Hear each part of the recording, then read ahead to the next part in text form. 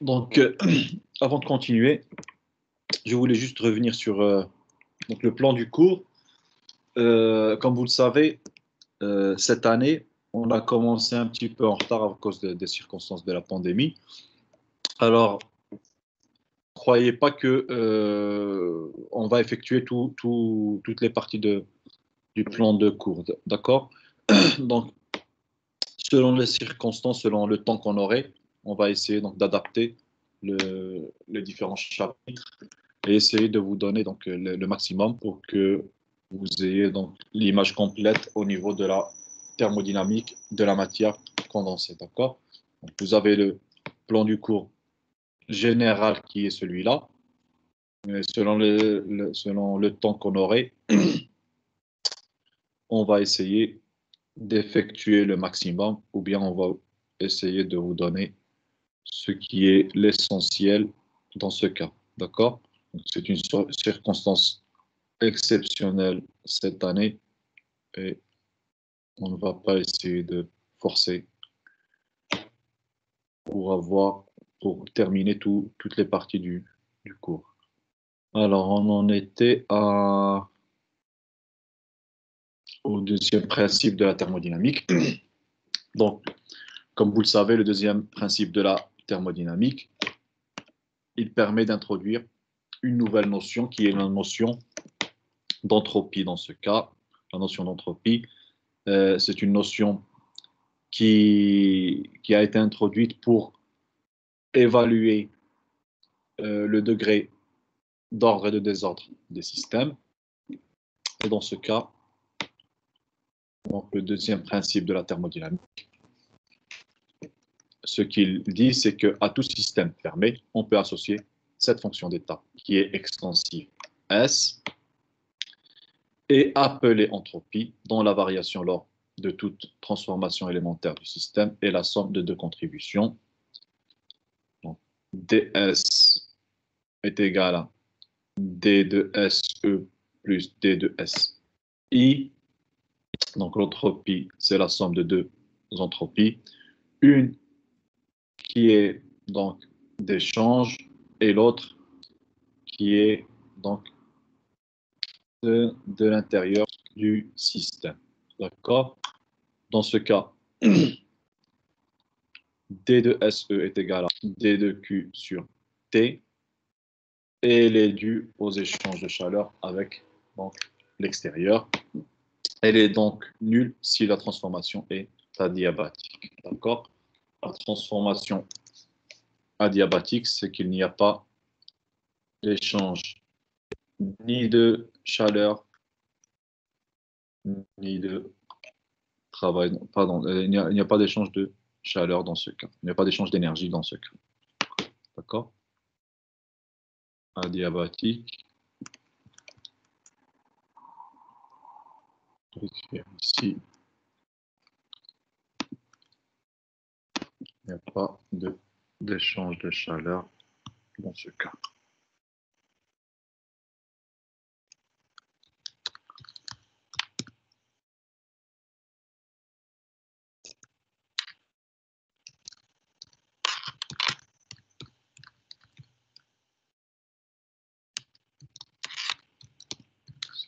C'est-à-dire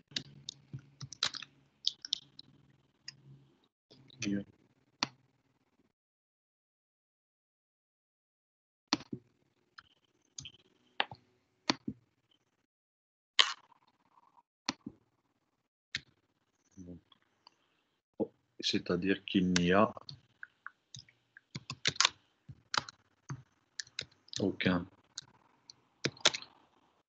transfert thermique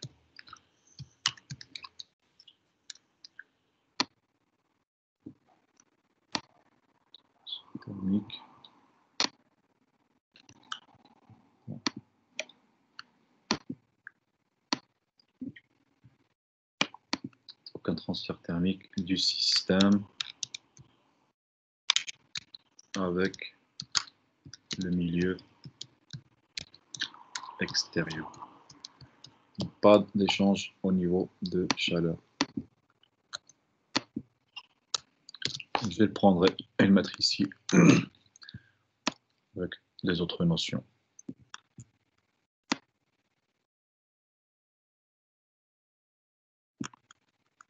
Transformation adiabatique, c'est une transformation où il n'y a aucun transfert thermique donc, du système avec le milieu extérieur. D'accord?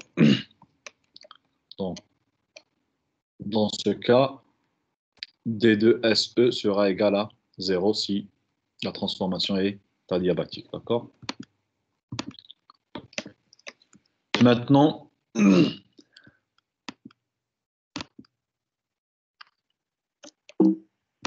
pardon, pas s'il y a un problème de prise.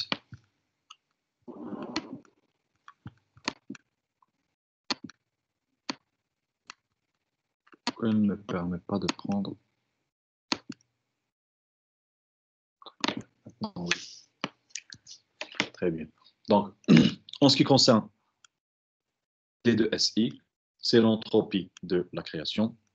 Créée à l'intérieur, s'il y a un E qui est de plus, créée donc à l'intérieur du système par suite d'une évolution irréversible. Elle est en général positive ou bien nulle, supérieure ou égale à 0. Donc, strictement positive si la transformation est irréversible. Elle est nulle si la transformation est réversible dans ce cas. D'accord? Lors d'une transformation réversible, la variation d'entropie sera égale à seulement. D'accord? Donc D2S sera égal à D2SE sera égal à D2Q sur T. Et T étant bien sûr la température donc absolue du système en Kelvin. L'entropie dans ce cas est une grandeur donc, additive. Donc c'est une fonction d'état extensive. Donc c'est une grandeur qui est additive. Lorsqu'on réunit deux systèmes, l'entropie de l'ensemble est la somme des entropies des deux sous-systèmes. D'accord? Remarque, pour un système isolé, delta S sera supérieur ou égal à 0. Et en ce qui concerne l'unité, c'est joule par Kelvin et non pas donc seulement joule. D'accord? Dans ce cas, vous avez donc divisé par la température. D'accord? Donc le deuxième principe de la thermodynamique, on vient de le dire, il introduit la notion d'entropie qui n'est autre qu'une fonction d'état extensif qui va principalement définir le degré d'ordre ou bien de désordre d'un système. D'accord?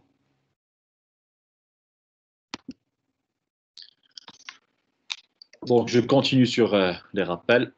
Je vous rappelle maintenant les différentes expressions des différentes fonctions d'état. Pour l'énergie interne, D2U est égal à T fois D2S moins P D2V.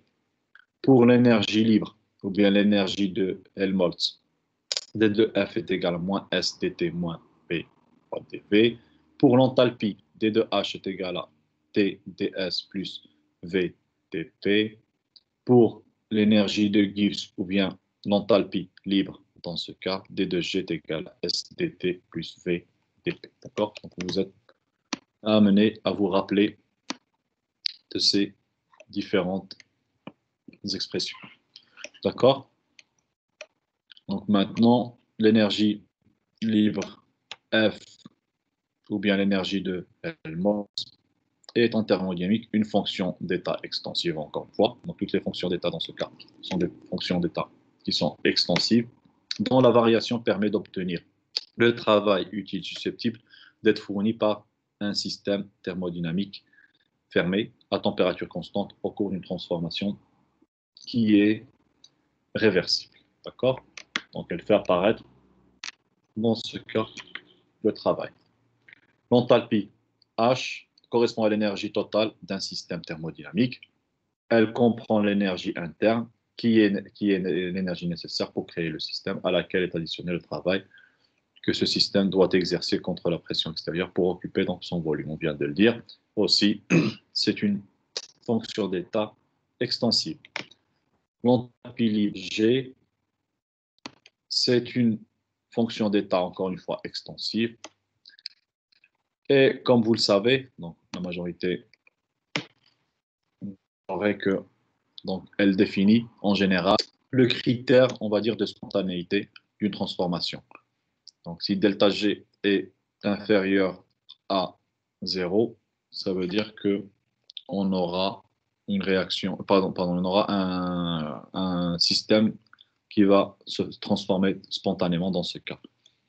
Elle permet de définir aussi l'état d'équilibre à température et pression fixée qui correspond au minimum de l'enthalpie libre du système. Si G est minimal, ça veut dire que on est en train de se rapprocher de l'équilibre donc du système. Si delta G est égal à 0, donc on sera à l'équilibre. D'accord? Maintenant, vous avez les expressions et vous avez les différentes définitions des différentes donc, fonctions d'état dans ce cas. Est-ce que vous avez des questions au niveau de cette petite introduction? Quelque chose que vous n'avez pas compris, que vous n'aviez pas saisi avant et que vous aimeriez bien donc éclaircir aujourd'hui même. C'est clair? Jusqu'à maintenant, rien de nouveau. Monsieur, Oui. Oui, monsieur. s'il vous plaît, c'est quoi la différence entre transformation réversible et irréversible? La transformation réversible. Donc, ça va dépendre du chemin suivi, d'accord? Transformation réversible. On va prendre deux états, d'accord? Transformation réversible, c'est une transformation qui n'est pas Comment? Qui est en train de parler? Parce qu'il y a une personne qui est en train de parler. Qu'est-ce que tu viens de dire? J'ai dit que la transformation réversible n'est pas spontanée. Et elle est très longue par rapport à la transformation irréversible qui est spontanée et réelle. Pas forcément. Attention. Non. Attendez. Comment faire pour sortir maintenant? Plus de sortir. Mettre comme ça. Et enlever.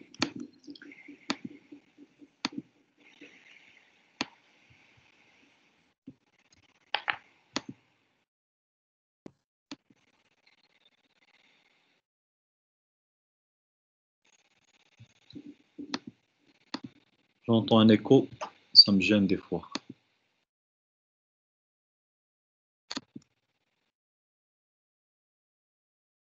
Donc, on va prendre deux états.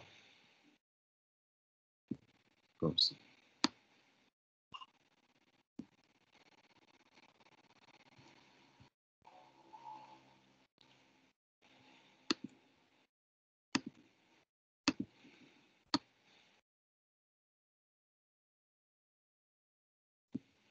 Donc T1, T2 et P1, P2.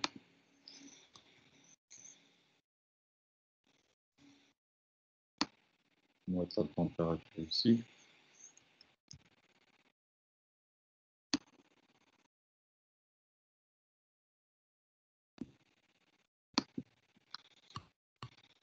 Que ce soit simple. Monsieur, Oui. on peut dire que la transformation est réversible si on peut revenir à l'état précédent, à l'état initial. Oui. C'est ce que je vais représenter.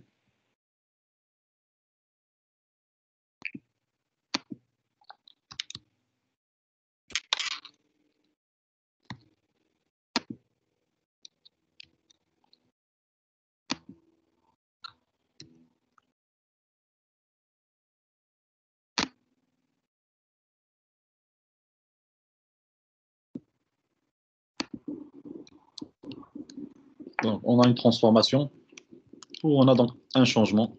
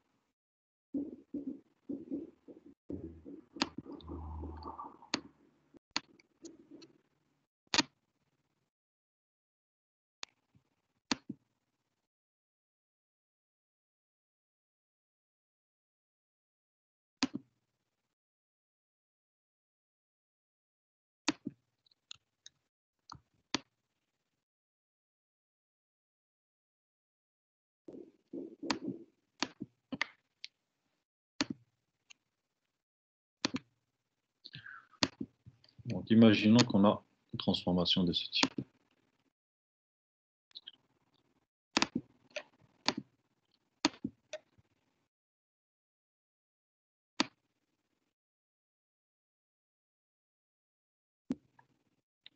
Donc, dans ce sens. D'accord? Donc, l'état initial, c'est T1, P1. Et l'état final, T2, P2. L'état initial, c'est T1,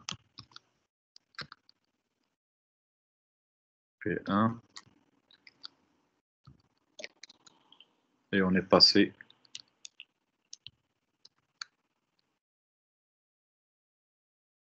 à l'état final,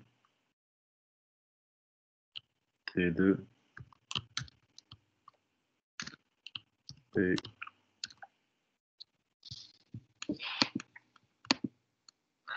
Donc, une transformation réversible, ça veut dire qu'on peut revenir à l'état initial, comme votre collègue vient de le dire. On va prendre une autre couleur. Par contre,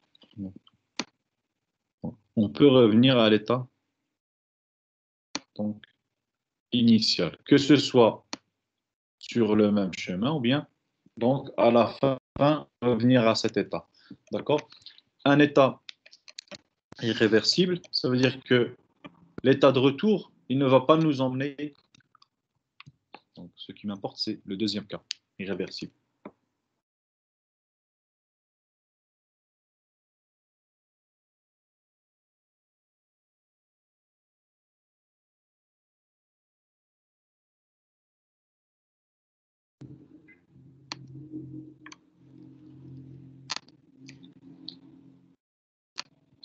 Ici. Alors, un état irréversible, qu'est-ce qu'il va faire? Donc, si je veux revenir à l'état donc, initial, j'essaie de revenir aux conditions donc, initiales. Mon système, ce qu'il va faire, c'est de passer à un nouvel état, un troisième état qui sera l'équilibre. D'accord? On va dire, on va passer donc, ici, et il ne revient pas à l'état initial. Ça veut dire que vous aurez un nouvel état avec de nouvelles donc, variables d'état. Ici, ça sera un.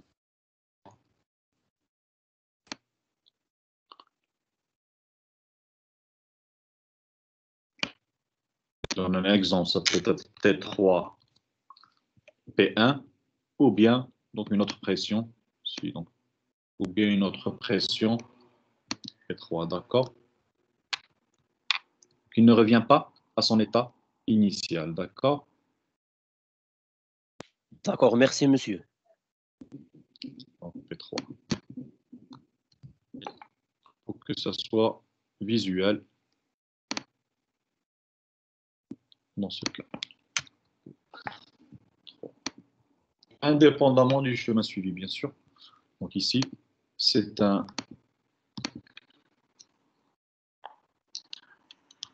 système réversible. Ici, c'est un système irréversible puisqu'on ne va pas revenir à l'état initial. Donc, au moment où on veut revenir à l'état initial, il va évoluer vers un nouvel état d'équilibre qui est différent de l'état initial, d'accord?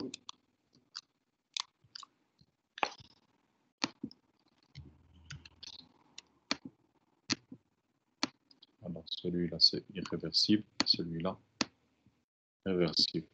Voire même, il peut rester dans cet état, même si on veut le forcer pour revenir, donc il reste dans cet état, d'accord? Donc, c'était en fonction de la pression. Quoi d'autre? Est-ce qu'il y a des doutes que vous avez?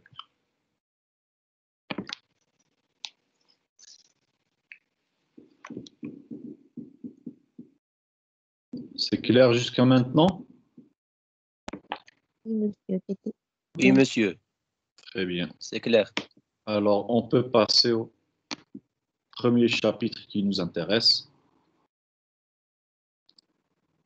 qui n'est autre que les propriétés thermodynamiques de l'état solide. D'accord? On va s'intéresser tout spécialement à l'état solide durant ce chapitre. D'accord? Et on va commencer par les propriétés des solides à 0 Kelvin. D'accord? Donc, on peut énoncer donc, le troisième principe de la thermodynamique. Le troisième principe de la thermodynamique, qui est dit aussi principe de Nernst, premièrement, il va concerner les propriétés de la matière dans le voisinage du zéro absolu. D'accord? Zéro absolu, ce que je veux dire par zéro absolu, c'est que T égale à 0 Kelvin. C'est moins 273 degrés Celsius. Moins 273,25 degrés Celsius. D'accord? Bon, ici, on parle de A, ou bien O.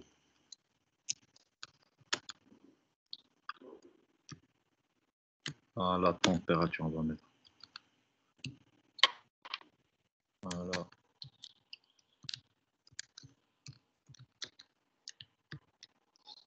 Et 0 Kelvin, c'est égal à quoi? À moins 275 73,1 degrés Celsius. D'accord? Donc c'est le zéro absolu.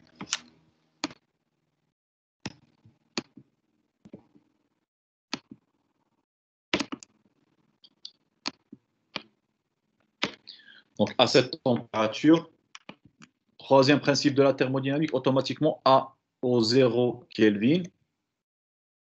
Donc, premièrement, il concerne donc les propriétés de la matière au voisinage du zéro absolu et énonce que à la limite du zéro absolu, et bien sûr ici, juste pour que vous le sachiez, donc température qui ne saurait être atteinte, physique quantique donc ondulatoire, c'est difficile d'atteindre cette température. Donc vous imaginez que vous n'ayez donc aucune chaleur.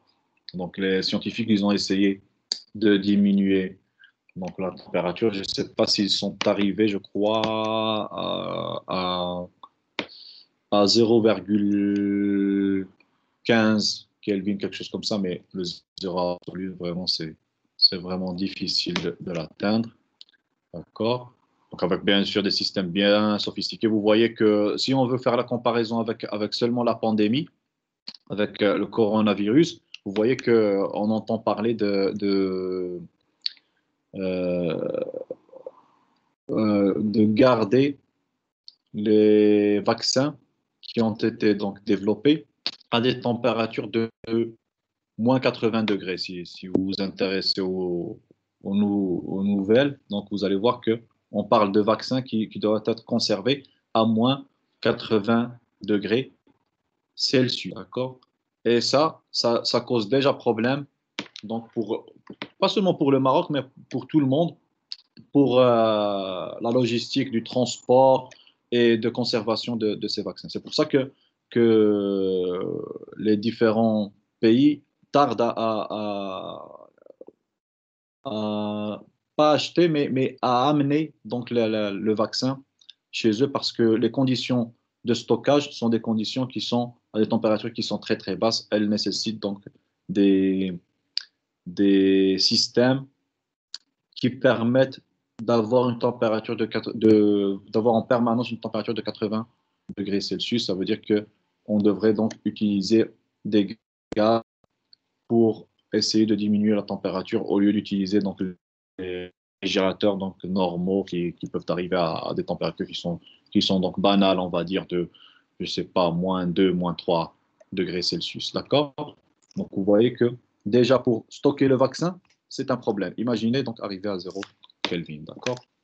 Donc il énonce qu'à cette température qui est impossible à atteindre expérimentalement, l'entropie d'équilibre d'un système tend vers une constante indépendante des autres paramètres intensifs. Cette constante est considérée nulle part. Donc, je sais que vous aimez bien plus les formules que des énoncés écrits comme ça, mais vous devriez les énoncer. Et on peut dire que T égale à 0 Kelvin, S sera égal à une constante.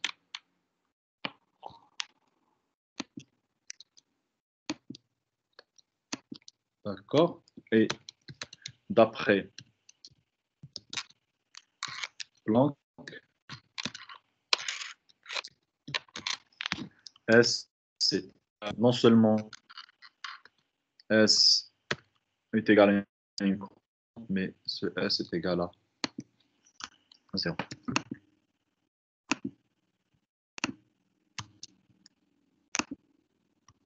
D'accord? Donc, si on veut le dire d'une manière différente, autrement, on peut dire que l'entropie de tout système serait nulle au zéro absolu. D'accord? L'énoncé du troisième principe de la thermodynamique, c'est que au voisinage du zéro, de la température du zéro absolu, l'entropie serait égale à une constante indépendante des autres paramètres intensifs, et cette constante est nulle et cette constante a été considérée nulle par Planck. D'accord? Qu'est-ce que suggère le troisième principe de la dynamique à votre avis? Que permet l'entropie d'évaluer? L'entropie, qu'est-ce qu'elle permet d'évaluer au niveau thermodynamique pour les systèmes? On a dit l'ordre L'ordre ou le désordre du système. quand est-ce qu'on a l'ordre et quand est-ce qu'on a le désordre? On a le désordre lorsque l'entropie est plus grand, et on a l'ordre lorsque l'enthalpie est plus petit. L'entropie, pas l'enthalpie. L'entropie. Donc l'entropie, elle peut donner donc le degré d'ordre ou bien du désordre. Plus S a une valeur donc, élevée, plus le désordre augmente. Plus S a une valeur qui est faible, qui est basse, plus on a l'ordre. Et maintenant, on est à S égale à 0. Qu'est-ce que ça suggère?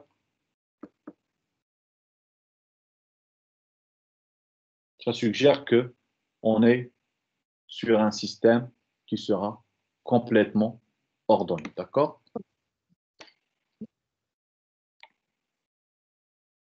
Donc, d'après le troisième principe de la thermodynamique, à t égale à 0, le système devrait être complètement ordonné puisque S est égal à 0. Ça veut dire que les atomes vont prendre des positions bien déterminées sur lesquelles ils ne vont pas bouger. D'accord? On va voir les conséquences par la suite du troisième principe de la thermodynamique.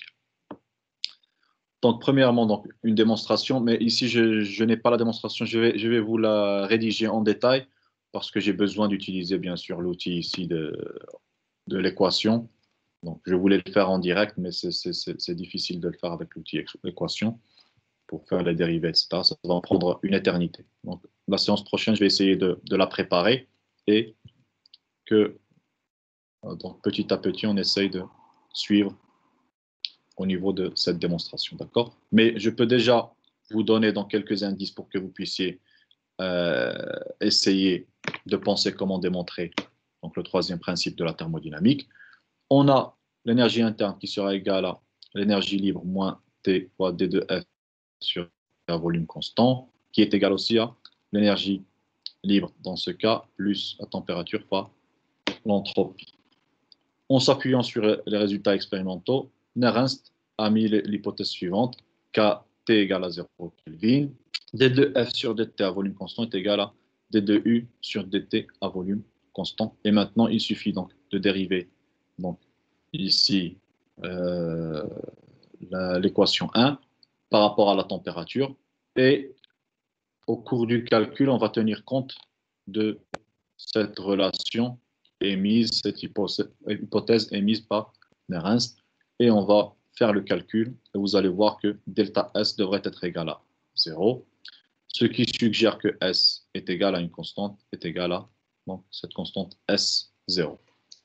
Donc, une des conséquences dans ce cas du deuxième principe de la thermodynamique, c'est que S sera égal à l'intégrale de 0 à T de la capacité calorifique à pression constante sur, ou bien chaleur spécifique, comme vous voulez donc l'appeler, sur la température fois D de T.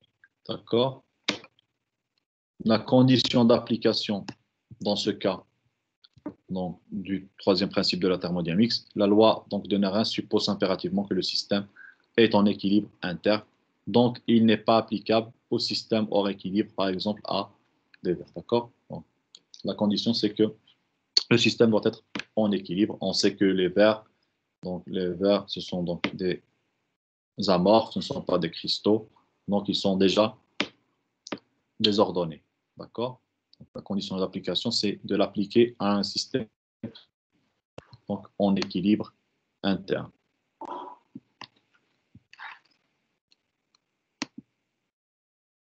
Maintenant, on va prouver aussi qu'on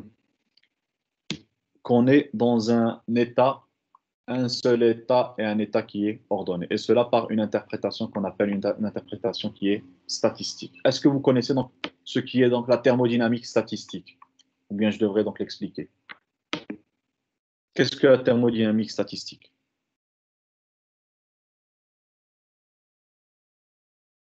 Ou bien mécanique statistique, comme vous voulez.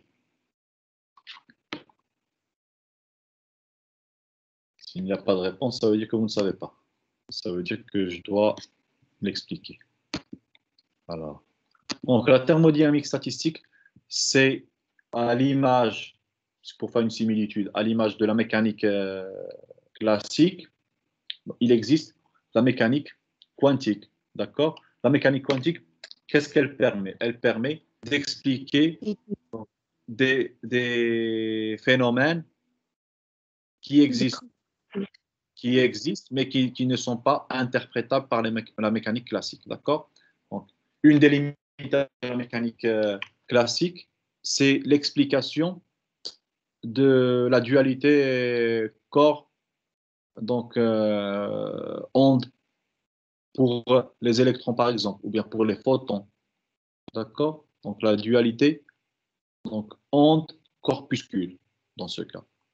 Donc, la mécanique quantique a permis l'explication de ce comportement que les photons ou bien les électrons ont. D'accord? Dans ce cas, la thermodynamique statistique, ça sera notre donc, mécanique quantique pour le cas de la mécanique. D'accord? Donc la thermodynamique statistique, elle va essayer d'expliquer des phénomènes qui existent réellement, donc en réalité, on va dire, mais qui ne sont pas interprétables par la thermodynamique que j'ai la thermodynamique classique. D'accord? J'aime bien faire donc cette similitude entre les deux. Donc, je vais diviser ici en deux pour mettre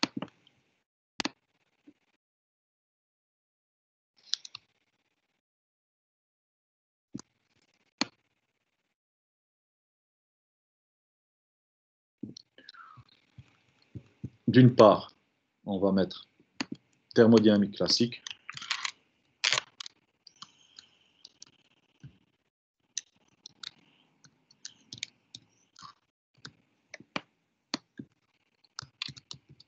Et de l'autre, thermodynamique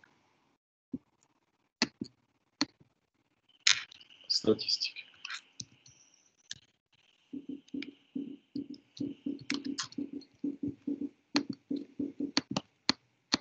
on peut dire que ici, à l'image de la mécanique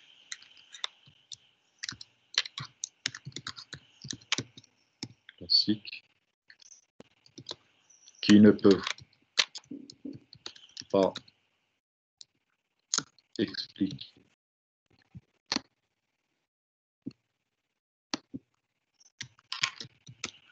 la dualité entre corpuscules,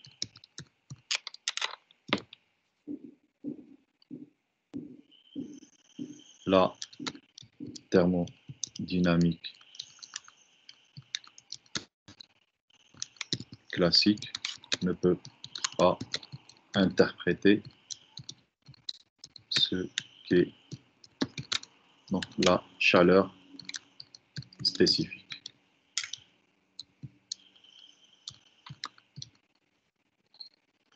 Dans ce cas, CP ou bien CV. Donc, vu cette limitation, on a eu recours à la thermodynamique statistique.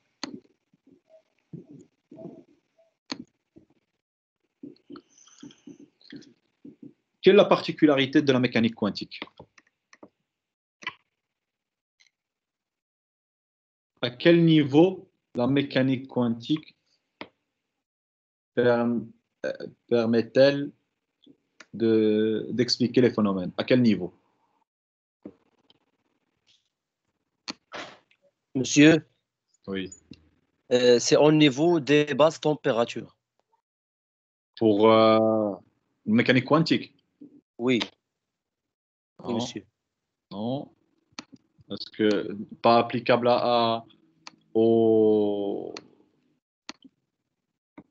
donc, à des systèmes qui sont à des températures ambiante. Non.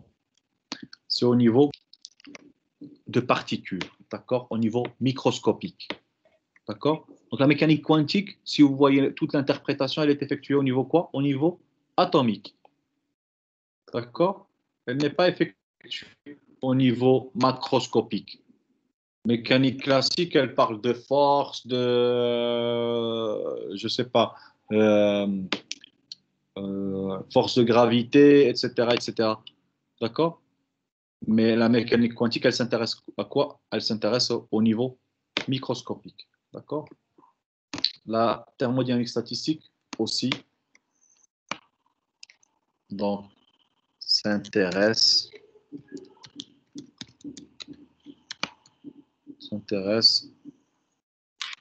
à effectuer une interprétation microscopique.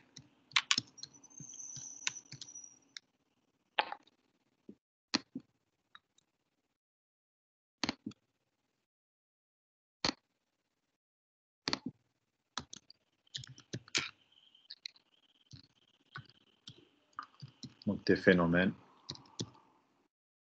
dans ce cas. Ici, ça veut dire que celle-là, elle va être macroscopique.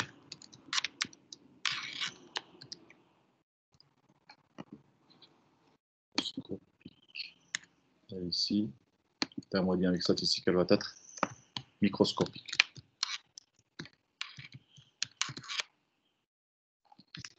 Je peux prendre un exemple. On va prendre une enceinte avec un piston et on va voir la différence entre pression dans un cas et dans un autre. D'accord?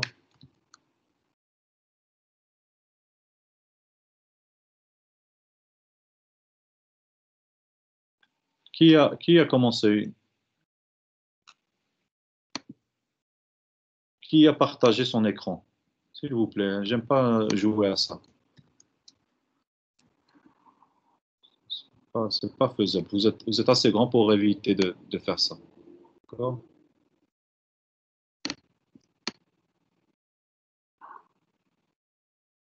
Alors, on va essayer.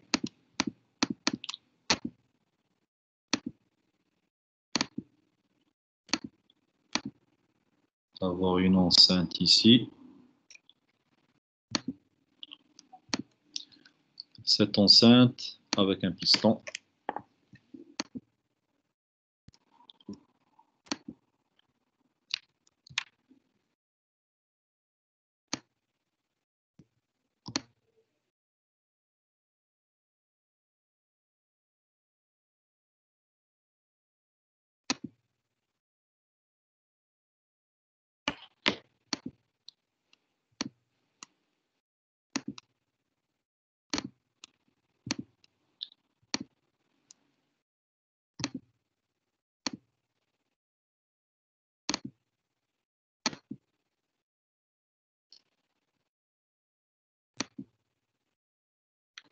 Alors, on va ramener un piston ici qui peut coulisser.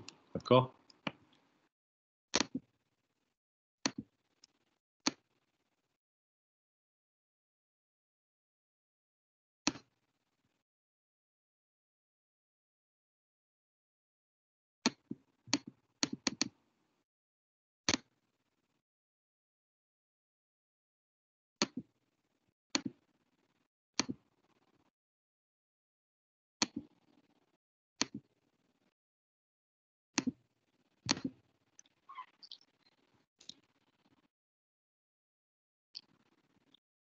Dans ce cas, quelle sera la pression?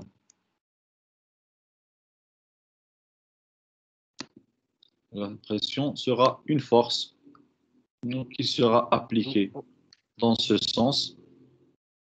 D'accord? Ce sera une force appliquée dans ce sens, ou bien vous pouvez donc la déplacer ici. Et ça, ce sera, donc si vous avez un gaz ici,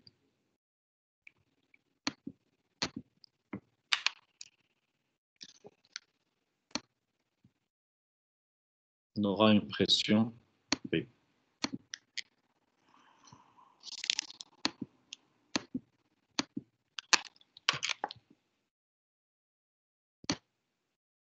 Donc P dans ce cas, c'est une force.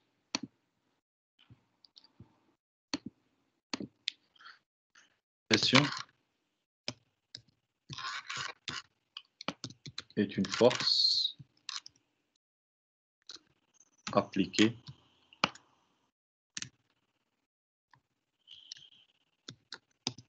sur le piston pour le déplacer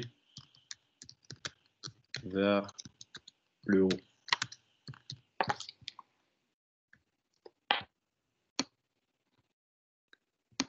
Donc, ce sera une force qui va résister. D'accord? Ici, je peux mettre... On va essayer de...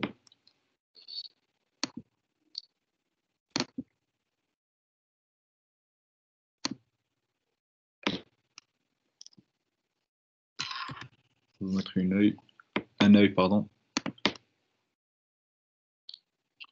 Un œil pour représenter que c'est macroscopique, qu'on peut le voir à l'œil nu. D'accord?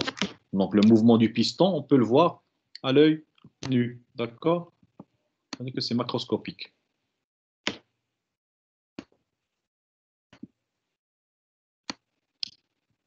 Alors ici, c'est macroscopique. Maintenant, si on veut passer au niveau thermodynamique statistique microscopique.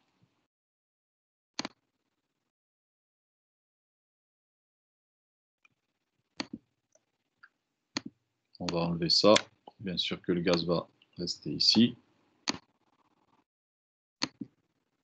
Ce qu'on va faire ici, on va mettre un microscope.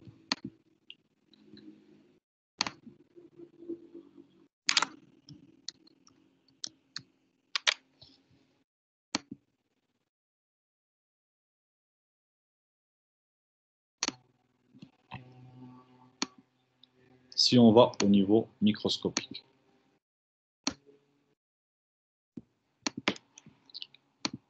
Le gaz il sera formé de quoi? D'atomes, de molécules. D'accord?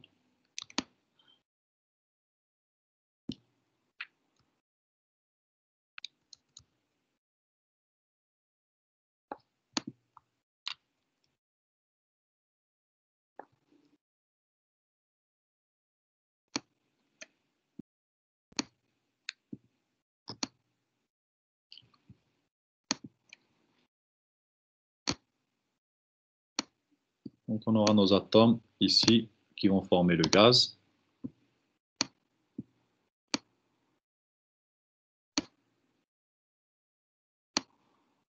Quelle sera la pression dans ce cas?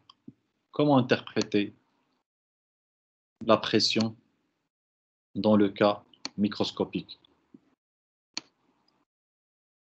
Est-ce que quelqu'un peut me le dire? Entre les particules. C'est quoi? Les interactions entre les particules. Pas seulement entre les particules elles-mêmes, mais aussi donc, leur choc avec Avec le piston. le piston, avec la paroi du piston. D'accord? Donc, elles vont interagir entre elles pour arriver à donc, exercer ici donc, une force à cause de quoi? À cause de leur choc contre donc, ce piston. D'accord? Donc, la pression dans ce cas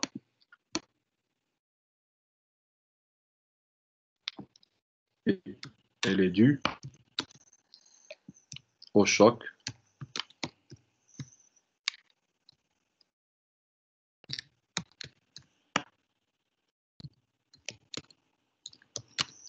des particules contre la paroi du piston. D'accord? Donc c'est la même pression, c'est la même chose, mais interprétée différemment. D'accord? Au niveau microscopique, on va s'intéresser aux particules et ce sera le choc de ces particules donc exercé sur la paroi qui va permettre d'avoir la pression. Ici, c'est une force qu'on peut voir visuellement. Donc si vous prenez votre piston et vous essayez de le remettre vers l'intérieur, ce qui va se passer, c'est que vous aurez une force de résistance qui va essayer de le ramener. Et c'est quelque chose que vous pouvez donc, voir macroscopiquement et vous pouvez aussi mesurer. D'accord? C'est une force que vous pouvez mesurer. D'accord? Ça veut dire qu'il n'y a pas de contradiction entre la thermodynamique statistique et la thermodynamique classique.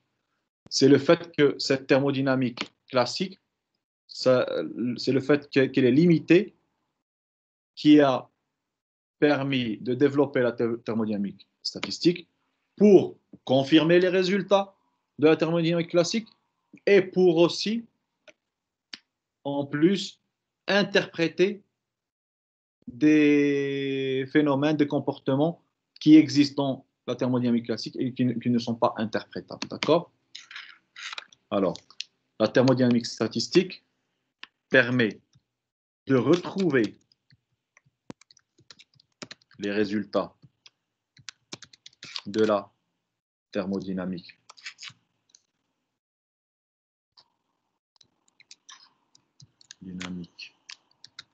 classique et en plus d'interpréter des comportements qui ne sont pas interprétables par la mécanique classique, pardon, par la thermodynamique classique.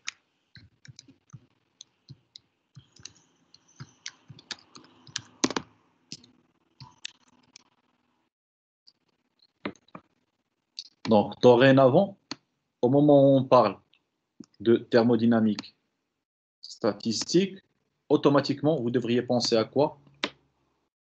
Vous devriez penser au niveau microscopique, d'accord? Excusez-moi. D'accord? Quand on parle de thermodynamique statistique, c'est comme si on était en train de parler de mécanique quantique. Je n'ai pas écrit ici mécanique quantique, je vais le mettre. Donc, c'est la mécanique quantique.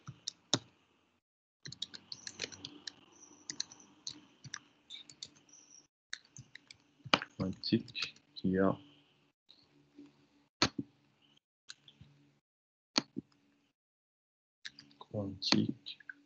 a permis son interprétation.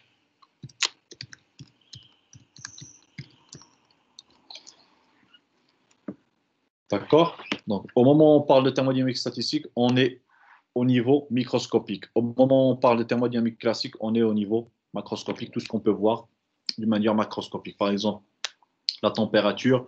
La température, c'est mesurable. Vous pouvez prendre votre thermomètre et la mesurer donc physiquement. D'accord? Ensuite, donc la température aussi, bien la chaleur peut être interprétée par donc la vibration des atomes dans leur position, etc. D'accord? Donc vous avez les deux interprétations et celle-là, elle vient complémenter la thermodynamique classique. D'accord? Revenons maintenant à nos moutons. Revenons à l'interprétation statistique du troisième principe. On a d'après donc la relation de Boltzmann. Donc, S, l'entropie est égale à une constante qui est une constante en relation avec la constante de Boltzmann. Logarithme hypérien de oméga. Et oméga, c'est quoi? Oméga, ça sera le nombre d'états quantiques que le système peut occuper. D'accord? Donc maintenant, on est sur une interprétation qui est statistique, on est sur une interprétation qui est similaire à la mécanique quantique, donc on parle d'état quantique. D'accord? Or, d'après le troisième principe de la thermodynamique, S est égal à 0. D'accord? Quand T est égal à 0 Kelvin. D'accord? Ça veut dire quoi? Puisque ça c'est une constante, ça veut dire que oméga forcément devrait être égal à 1. Que veut dire oméga est égal à 1? Cela veut dire que le système il ne peut prendre qu'un seul état. D'accord? Cet état, à T égale à 0 Kelvin, donc le système ne peut prendre qu'un seul état, et cet état, ça sera l'état dont on avait parlé précédemment, ça ne serait autre que l'état ordonné. D'accord? À T égale à 0 Kelvin, le système ne peut se trouver que dans un seul état physique, c'est l'état totalement ordonné. D'accord? Puisque S est égal à 0, effectivement, donc c'est confirmé par la thermodynamique statistique dans ce cas. Donc si on veut parler d'une manière qualitative, donc grosso modo, au mot, si on considère un cristal à la température du zéro absolu, la position des particules, les unes par rapport aux autres, devrait être parfaitement définie de façon unique. Donc ça, je l'avais déjà annoncé avant, c'est-à-dire que les atomes ils vont prendre des positions bien déterminées. Par conséquent, il n'y a qu'une seule complexation possible pour un cristal au zéro absolu. Il n'y a qu'un seul état physique qui est possible. Donc la complexion, c'est l'état oméga. Le zéro absolu est la température la plus basse accessible théoriquement en physique. Donc faites attention ici. J'insiste sur le fait que c'est théoriquement. D'accord? C'est théoriquement. En pratique, c'est difficile. Ça serait toujours difficile parce que vous ne pouvez pas éliminer complètement donc la chaleur. D'accord? À cette température, une substance ne contient plus à l'échelle macroscopique l'énergie thermique ou chaleur. Ça veut dire que vous avez éliminé complètement donc l'énergie thermique. Vous avez complètement éliminé la chaleur nécessaire dans ce cas à l'occupation de plusieurs niveaux énergétiques microscopiques, donc mécanique statistique ou bien thermodynamique statistique dans ce cas. Que veut dire que l'énergie thermique, donc, il n'y a plus d'énergie qui va permettre d'occuper plusieurs niveaux, donc vous avez plusieurs niveaux, ça veut dire que vous devriez faire passer donc, votre système à un nouveau niveau, d'accord? À l'image de l'atome, donc un atome peut être dans un état donc, qui est le plus stable, à un état donc, qui peut être soit excité, soit ionisé, d'accord? Si vous vous rappelez bien, en première année, donc la structure de la matière, où on parle de état fondamental et état excité ou bien ionisé, d'accord? Donc on est hors d'équilibre quand on est dans un état excité ou bien dans un état ionisé. De même, on peut dire que dans ce cas, les particules qui composent donc ce système, cette matière, les atomes, molécules, sont tous dans le même état d'énergie minimale qui n'est autre que l'état fondamental. D'accord? Donc, il y a un seul état. Cet état, c'est l'état ordonné. Et cet état devrait correspondre à l'état fondamental. D'accord? Cela se traduit par une entropie nulle. S est égal à 0. Due à l'indiscernabilité de ces particules dans ce même niveau d'énergie fondamentale, selon le troisième principe de la thermodynamique, et par une totale immobilité au sens classique. D'accord? Donc, ici, donc, j'aimerais juste vous dire de faire attention. Maintenant, on est en train de parler d'atomes et de molécules. D'accord? On ne parle pas d'électrons parce que le comportement des électrons va être différent. D'accord? Théoriquement, si on se contente à utiliser le troisième principe de la thermodynamique et l'appliquer aux électrons, théoriquement, les électrons devraient aussi être figés. D'accord? Donc au zéro absolu, ça veut dire que ce sont des températures qui sont très très faibles. Normalement, ils devraient être dans une position bien déterminée. Mais en pratique, il s'est révélé que ce n'est pas le cas. D'accord? Donc cette interprétation qu'on a effectuée ici, c'est une interprétation qui a été effectuée au niveau des atomes et des molécules. Ça veut dire qu'au zéro absolu, les atomes vont prendre des positions bien déterminées. L'énergie du système de ces atomes devrait être minimale. Ça veut dire qu'ils seront dans un état qui est fondamental. D'accord? Donc au zéro absolu, les atomes et les molécules devraient être dans un état qui est fondamental. D'accord? Où il n'y aura pas de mobilité de ces atomes. D'accord? Par la suite, on va voir ce qui se passe. Dans le cas, quand on va arriver aux transitions de phase, on va voir ce qui va s'arriver, donc qui se passer dans le cas du zéro absolu, pas du zéro absolu, mais à des températures qui sont très très basses au niveau des électrons. D'accord? Maintenant, les conséquences du troisième principe de la thermodynamique. Premièrement, donc le coefficient de dilatation thermique. Dans ce cas, le coefficient de dilatation thermique alpha P d'un solide s'écrit donc 1 sur V. Déjà, on sait qu'il s'écrit 1 sur V d2V sur dt à pression constante. Et d'autre part, on sait que d2V sur dt à pression constante est égal à moins d2S sur dp à température constante. Et on a S qui est égal à S0 qui est égal à 0. Ça veut dire que ce terme sera égal à 0. Ce terme sera égal à 0. Donc ça, c'est 0. Ça veut dire que ce terme est égal à 0. Donc, on peut conclure que au zéro absolu, à 0 Kelvin, qu'est-ce qu'on aura? Donc, le coefficient de dilatation thermique sera égal à 0. Je ne sais pas si vous savez, vous connaissez la définition du coefficient de dilatation thermique. Oui, pardon. Mais si vous ne la connaissez pas, ça sera en général, donc la dilatation thermique, c'est l'aptitude ou bien la capacité d'une substance, d'un corps à se détendre ou bien à se contracter. Donc, la dilatation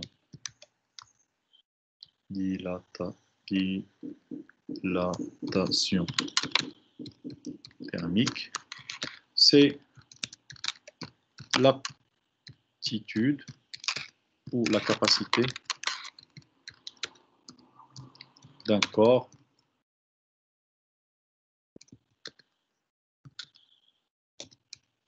à se dilater ou se contracter sous l'effet de la température. Et cette dilatation elle peut être estimée grâce au coefficient de dilatation thermique qu'on vient de voir que c'est 1 sur V d2V sur dp.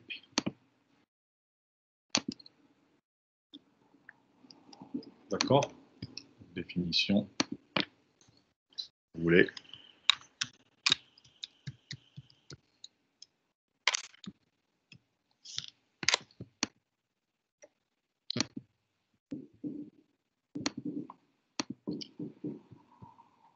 D'accord? Alors, d'après le troisième principe de la thermodynamique, au zéro absolu, à 0 Kelvin, il n'y aura pas de dilatation thermique, donc alpha est égal à 0. Bien sûr, parce on vient de voir que à ce moment-là, on n'aura pas de chaleur. D'accord? Donc, on a éliminé la chaleur à 0 Kelvin, et c'est normal que alpha soit égal à 0. D'accord? Au niveau de la chaleur spécifique, ou bien la capacité calorifique, donc en partant de l'expression de l'entropie S est égal à l'intégrale de 0 à T, Cp sur T dt, on sait que S donc, est fonction de la pression et de la température, et au zéro absolu, S est égal à 0. La seule façon d'éviter donc les divergences, donc si on calcule donc cette intégrale, on peut avoir donc des valeurs qui sont élevées, d'accord, de S. Mais on sait que à t égale à 0, S devrait être égal à 0. Donc la seule manière d'avoir, dans ce cas, S égale à 0, dans le cas de cette relation, c'est que CV et CP donc, doivent être égales à 0 au 0 absolu. D'accord? Donc une autre conséquence du troisième principe, c'est que la capacité calorifique, donc la pression constante, est égale à la capacité calorifique à volume constant est égal à 0, donc au 0 absolu. Que veut dire capacité calorifique ou bien chaleur spécifique, comme vous voulez? Je vais mettre une définition avec S.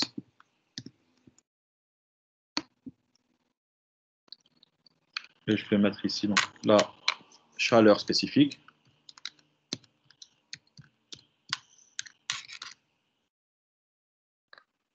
Ou bien capacité calorifique, comme vous voulez. C'est la chaleur ou bien l'énergie thermique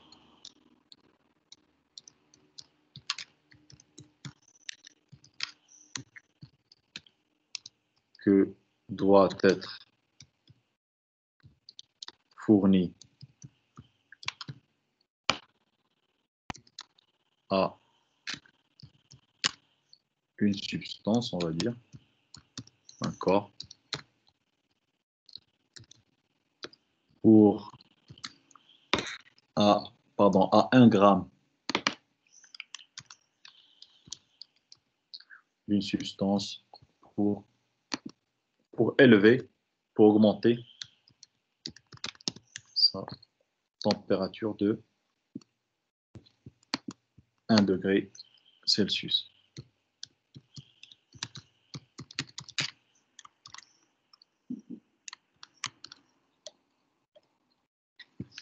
C'est ça ce que veut dire chaleur spécifique.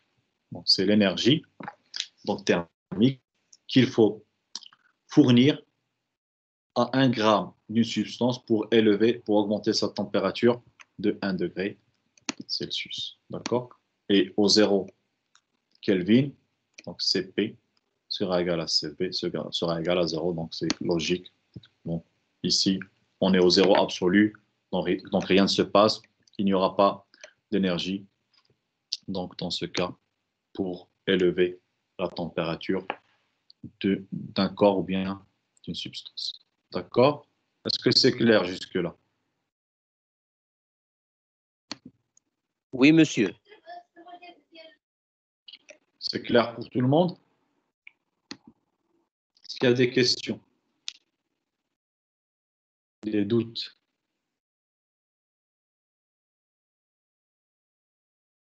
C'est clair? Oui, monsieur. Très bien. Donc, Oui, monsieur. bien. Alors, je vais m'arrêter ici. Sinon, si je commence, donc, je devrais continuer jusqu'à l'infini. Donc, il vaut mieux que je m'arrête ici. Et donc, on a essayé donc d'introduire un petit peu le cours avec des rappels. Aujourd'hui, on a commencé par donc, le troisième principe de la thermodynamique et ses conséquences. Et par la suite, on va essayer de développer donc, le reste dans les séances prochaines. D'accord? Donc, je vais arrêter l'enregistrement. Comme vous le savez, donc déjà, on se reverra donc dès la semaine prochaine. D'accord? D'accord, monsieur. Merci, monsieur.